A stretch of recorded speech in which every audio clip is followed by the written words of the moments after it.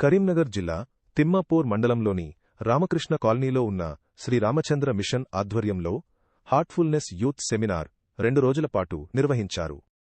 యువతలో విలువలతో కూడిన జీవన విధానం, ఆరోగ్యం, ఆధ్యాత్మికత పట్ల అవగాహన పెంపొందించేందుకు ఈ సెమినార్ను హార్ట్ఫుల్నెస్ గ్లోబల్ మార్గదర్శి శ్రీ కమలేష్ పటేల్ దాజీ రూపకల్పన చేశారు.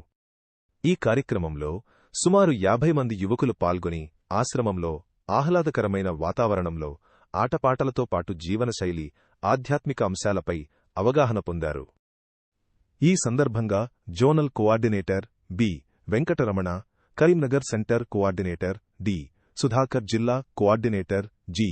Ashok, Ramakrishna colony centre coordinator N. Rajesham, ఆశ్రమ మేనేజర్ ఎం. అంజయ్య తదితరులు మాట్లాడుతూ నేటి యువత ఒత్తిడి లేని జీవనశైలిని అలవాటు చేసుకోవడానికి ఇలాంటి కార్యక్రమాలు ఎంతో ఉపయోగకరమని తెలిపారు.